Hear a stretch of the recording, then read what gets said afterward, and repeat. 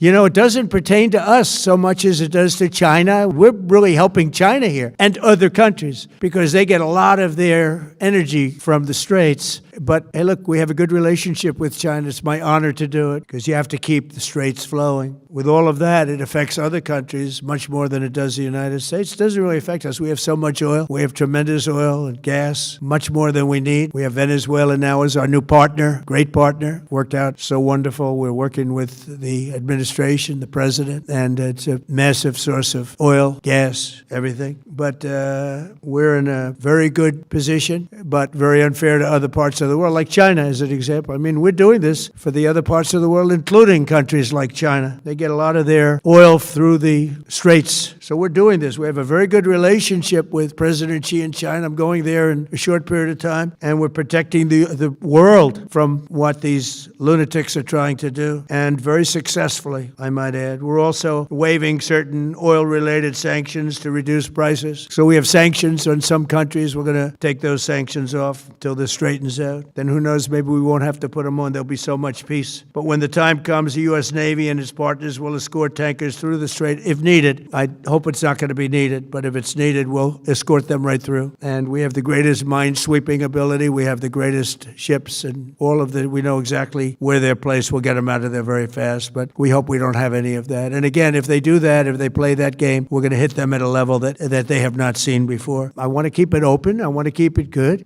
Over the weekend, the United States military and the Israeli Defense Forces continued Operation Epic Fury very successfully. Over the past 9 days, we've carried out some of the most powerful and complex military strikes and maneuvers the world has ever seen. Now, you add that up to all of the other things, Midnight Hammer, getting rid of the nuclear threat from Iran, which was a big moment in history, in my opinion, and the great success we've had in Venezuela and all other places. Every place we've gone, we've had tremendous success. But while we're doing all of these things, we're achieving major strides toward completing our military objective. And some people could say they're pretty well complete. We've wiped every single force in Iran out very completely. Most of Iran's naval power has been sunk. It's on the bottom of the sea. It's almost 50 ships. I was just notified it's 51 ships. I didn't know they had that many. Didn't last very long. And these are fighting vessels. They're meant to fight, but they're not meant to fight against us.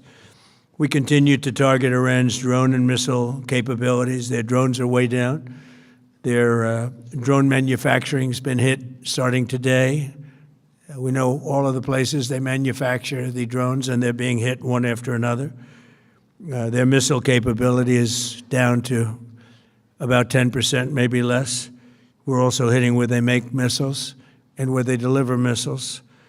We've struck over 5,000 targets to date, some of them very major targets, and we've left some of the most important targets for later in case we need to do it. If we hit them, it's going to take many years for them to be rebuilt, having to do with electricity production and many other things. So we're not looking to do that if we don't have to. But they're the kind of things that are very easy to hit, but very devastating if they are hit. We are waiting to see what happens before we hit them. We could take them all out in one day, but it's all resulting in a 90% decline in various things, but in particular, Iranian missile launchers, and 83% drop in drone launchers. As you know, the drone launchers are pretty well shot, but we're at over 90% decline in the Iranian missile launchers, which is very hard to reproduce and very hard to get.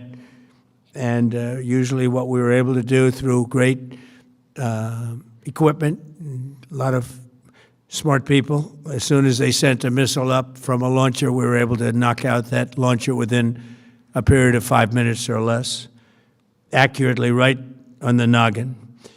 So now we have low-cost interceptors effectively combating Iranian drones, and our B-2 bombers recently dropped dozens of 2,000-pound bombs to destroy missile launchers all over Iran and buried deep under Iranian soil in many cases. The soil was no match.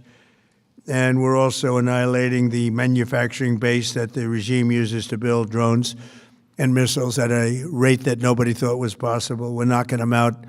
We know where they all are. We're knocking them out very quickly. We're ahead of our initial timeline by a lot. I would say that we probably would not have thought after a month we'd be here. In addition to the fact that we've taken out the leadership twice and maybe 3 times. And we, as you know, we want to be involved. We don't want another president that maybe wouldn't be willing to do what I'm willing to do for the good of the world, for the good of our nation, to be stuck with the situation in 5 years or 10 years from now. So we think they should put a president in, or the head of the country in, that's going to be able to do something peacefully for a change. They've been doing this for 47 years, killing people for 47 years. Whether it's the barracks or even the SS Cole where they were involved, very strongly, they always denied it. But where they were very strongly involved in all of the people that died through the roadside bombs, died and are right now walking around with no legs, no arms, a face that's been so badly damaged.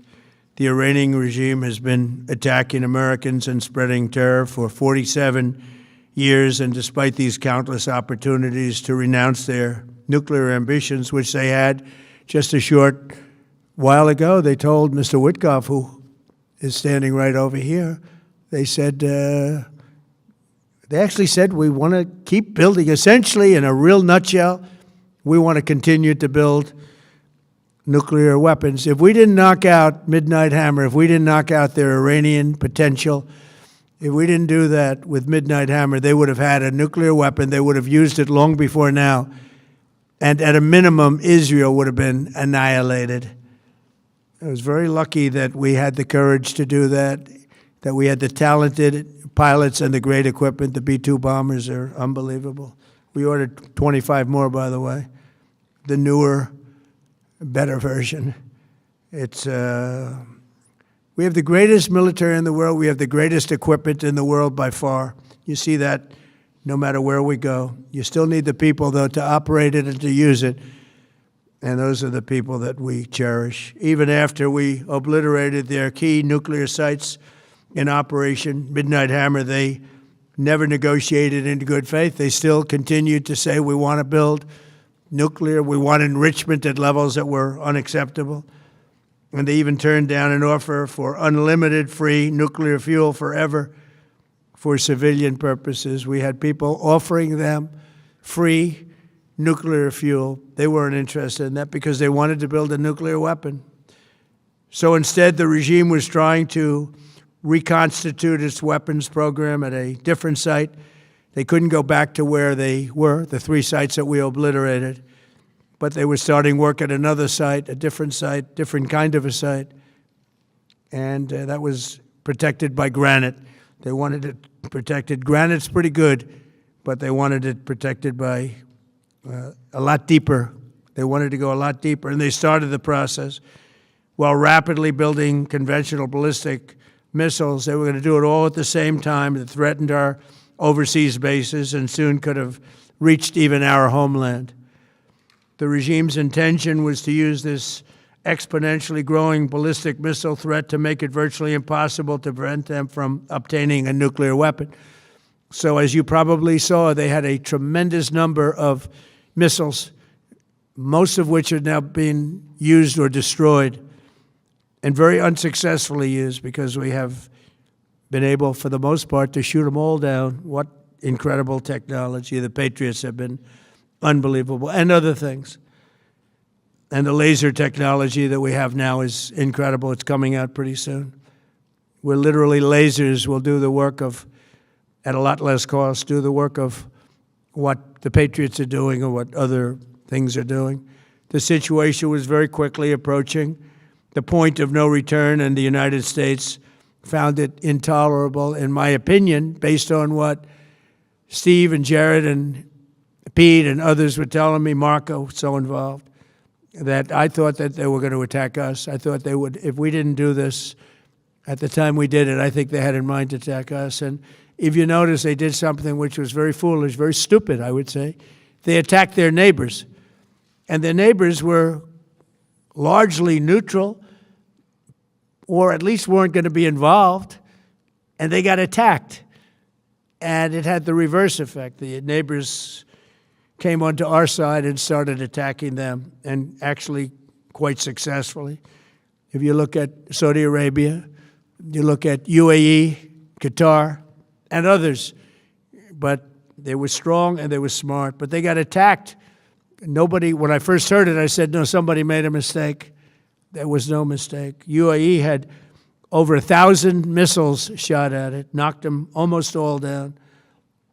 On the very first day I came down the escalator in 2015, I said, quote, I will stop Iran from getting nuclear weapons, and all I'm doing is keeping my promise. Think of that. That was in 2015.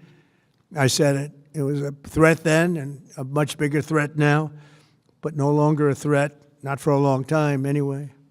We want to keep it that way. As we continue Operation Epic Fury, we're also focused on keeping energy and oil flowing to the world, and I will not allow a terrorist regime to hold the world hostage and attempt to stop the globe's oil supply, and if Iran does anything to do that, they'll get hit at a much, much harder level. I will take out those targets that were easy and that I mentioned just before. We'll take them out so quickly, they'll never be able to recover, ever.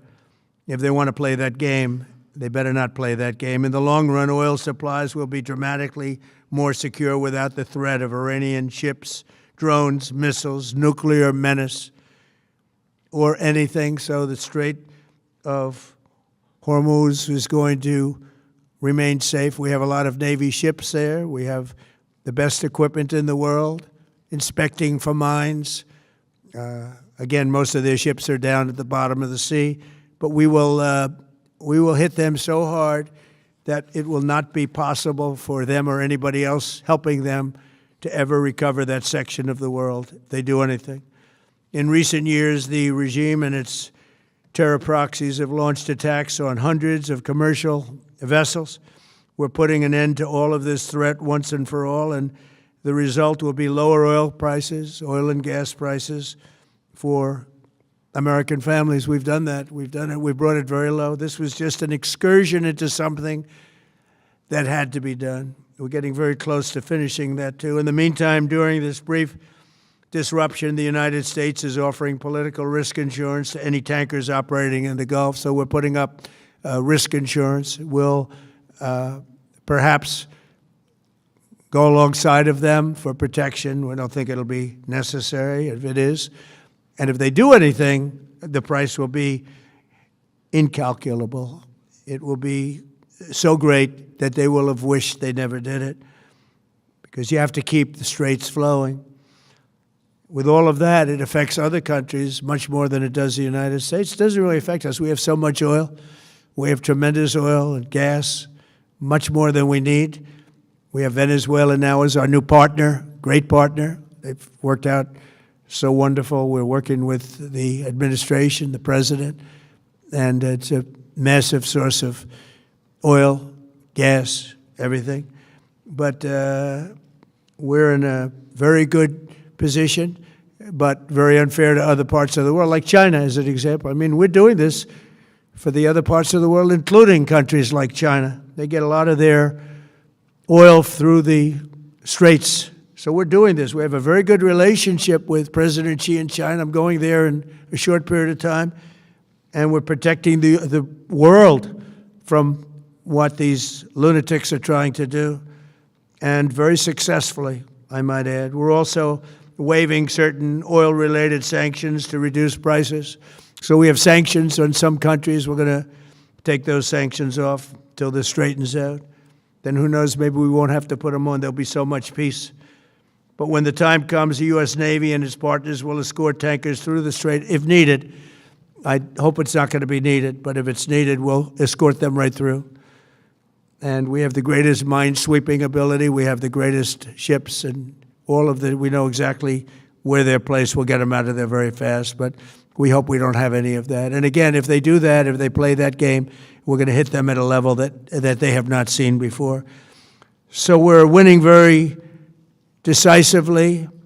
We're way ahead of schedule.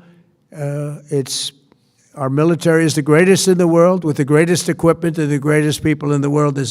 Nobody's ever seen anything like it. Iran's a very powerful country. They were going to take over the Middle East. If we did not hit them, they were going to take over the Middle East. They had thousands and thousands. Since their last hit, they had thousands and thousands of missiles and everything else. Most are now destroyed. But they were going to take over the Middle East. Those weapons were aimed at Middle Eastern countries that had nothing to do with this. They were going to take over the Middle East, and they were going to try and destroy Israel. So we stopped it with good timing, and we're very proud to be involved in this, and it's going to be ended soon. And if it starts up again, they'll be hit even harder.